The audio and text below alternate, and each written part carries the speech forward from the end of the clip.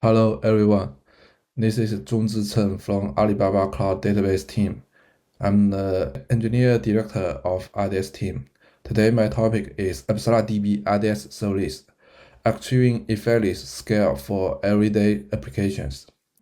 So let's quick through today's content. The first part is overview of ApsaraDB RDS in AI area. And then the second part, I will introduce the architecture and the tech behind the RDS service. The third part, I will show you 4 common use cases of RDS service. And then the last part, I'm show you some demo ApsaraDB RDS service. Let's beginning.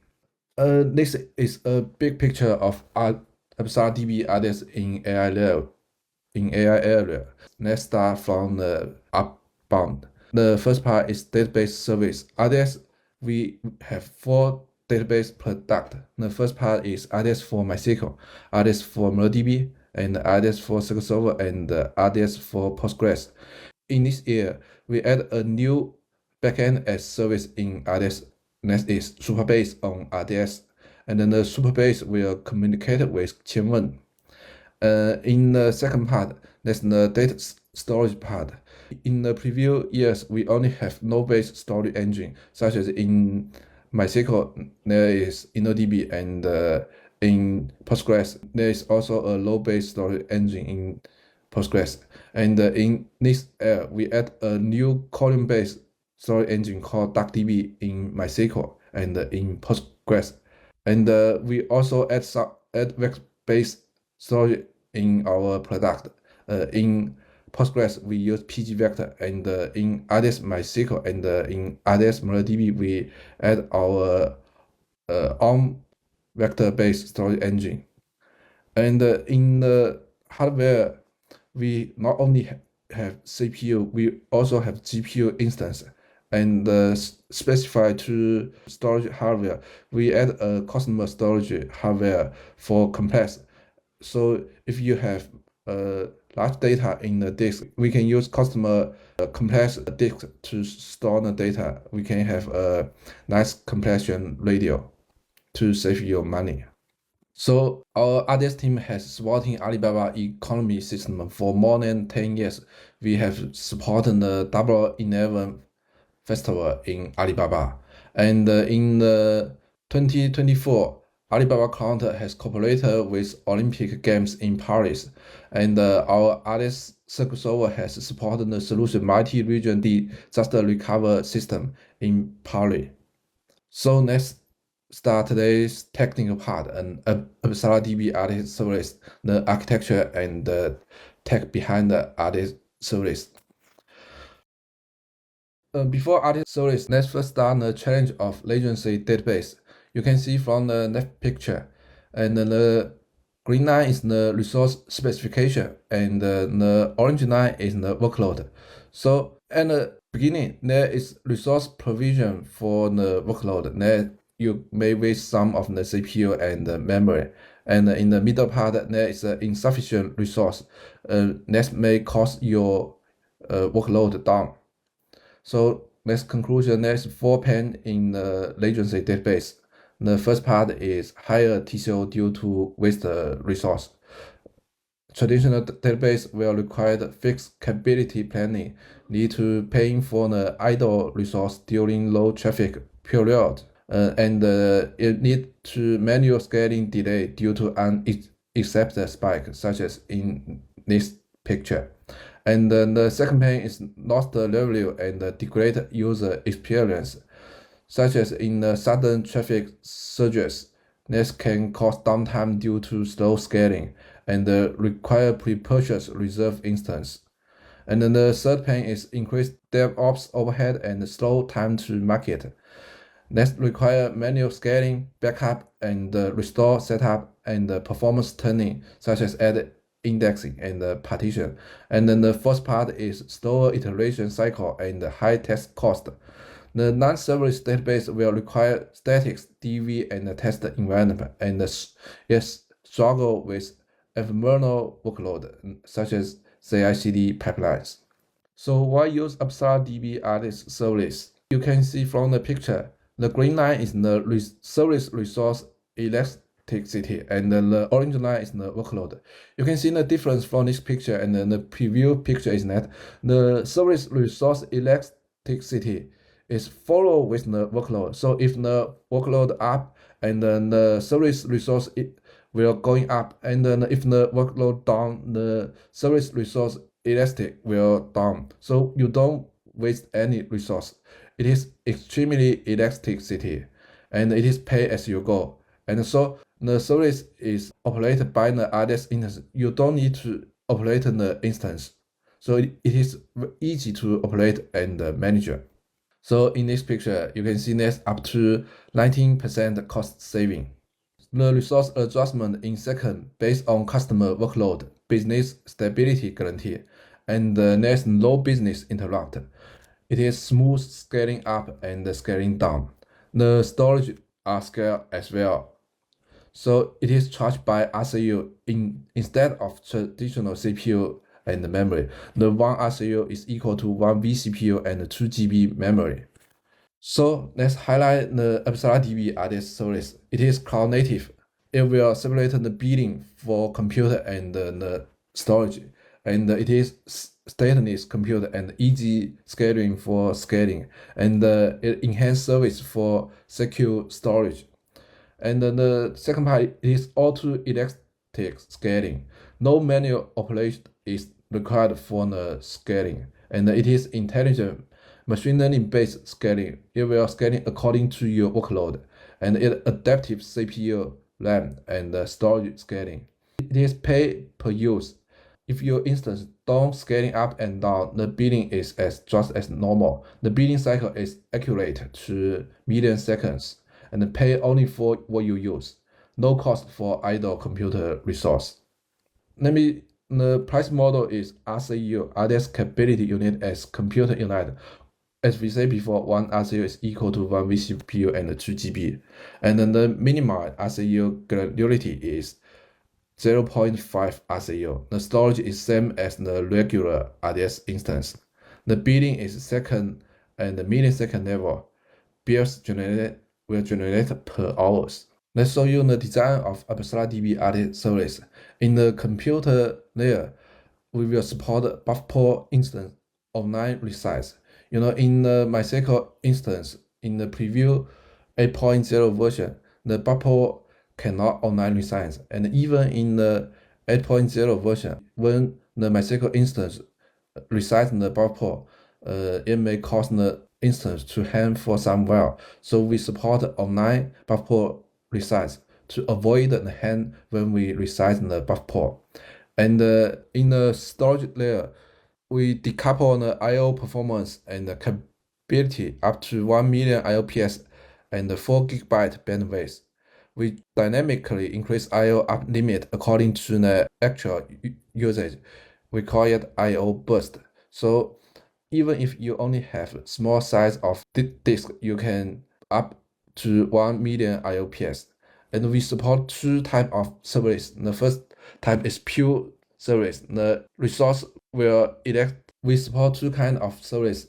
The first is pure service. It is elastic scaling with the load. You can see from the picture, the resource usage is follow with the workload. And then the second part is the isolate service, local, elastic, scaling fast and more stable. In the following picture, you can see that the instance will scaling up more quickly. We upgrade the pure service to isolate service. In the isolate service, we can confirm that the 99% of the instance scaling up in the local instance. We achieve this by reserve some CPU and some memory in our local machine. And we can confirm the local elastic scaling faster and more stable.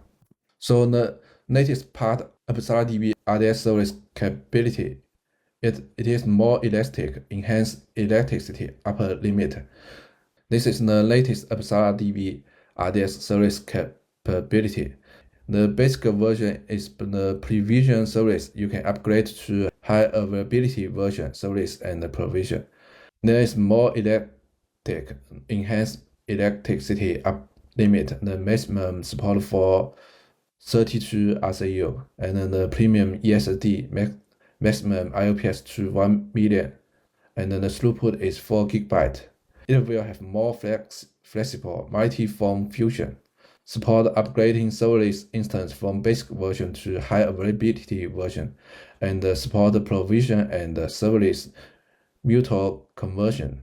The instance endpoint VIP DNS remain unchanged. Application is unaware, no need to modify your application.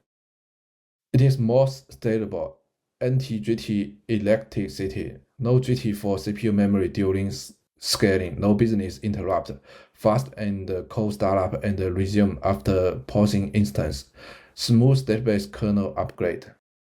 This is the tech behind ApsaraDB RDS service. There's two control, the local control and then the second control. The database kernel will perform matrix connection to the data connection model. The data connection model connects the data and then aggregate the data to the decision model. And then the decision model will make choice where to scale up, down. If we make scale up, it will notify the central cloud native scaling, and it also to make decision to scale up or down the instance. Then we'll send the parameter change to the instance. And you can see that the decision model will notify the cloud native scaling and notify the instance kernel in parallel. So the local scaling capability will scale up in 5 seconds and scale down in 15 seconds. Let's show how RDS service doing cross-machine service. The first three steps is the same. It is different in the third part in the decision model. When there is not enough resource in the local machine, the RDS service will doing cross-machine scaling. You can see from the picture that in the left MySQL instance, there's not enough resource. So we will service from the old machine MySQL to a new MySQL in a new instance. So there's different from local machine scaling is in the decision model. The decision model finds that there's not enough resource in the local machine. So it will notify to the central decision. And then the central decision receives the message that there's not enough resource in the local machine. So it will to do cross-machine resource. And then the central schedule model receives the message that we need to do a cross-machine scaling. So it will find a machine with enough resource to doing the cross-machine scaling. And when we doing the cross-machine scaling, we have to do some work in our process model. In our process, we can persistent the connection, and then the router section will hold up to 50 seconds. And then the RDS service also support auto start and stop. When auto start and stop is enabled, if no connection is not available for more than 10 minutes, the compute node will automatically pause. Thus, only storage costs are incurred during the time. In the third part, let me show you some typical scenario of RDS service. The first part is the most general usage and the test environment usage, because the test environment is low frequency load and no core business scenario. If you use the provision instance, you may waste some resource. So you can use the RDS service in your test environment and use the provision version in your production environment. And we can find the second most usage is the disaster recovery environment. So such as in your IDC or your normal instance, it is a provision instance, and you want to support a disaster recovery. So you can add a RDS service instance in another region. Before, if nothing happen or you write less data, the RDS, the serverless RDS instance only use such as 2 RCU. It save a lot of resource. And when there's an accident happen, you can switch from your IDC instance or your another region instance to the serverless RDS instance. when your RDS service instance gets the traffic, the instance will scale up from 2 RCU to 16 RCU or more RCUs. And the third usage is the audio and the video compression transcoding with FC compute. We can see some usage the FC computer. And then the fourth usage is the multiplayer online collaborative office with FC compute. Let me introduce the disaster recovery solution of ApsaraDB RDS for financial scenario. You can see from the picture the service disaster recovery architecture. The solution is using RDS service to achieve real-time disaster recovery combined with its adaptive scaling. This new architecture optimizes both cost and business risk. The results compared with the traditional RDS, it can save more than 70% of the cost. The first benefit is the business continuity, low RPO and RTO issue, real-time data synchronization between the product environment and the disaster recovery environment to support disaster recovery at any time.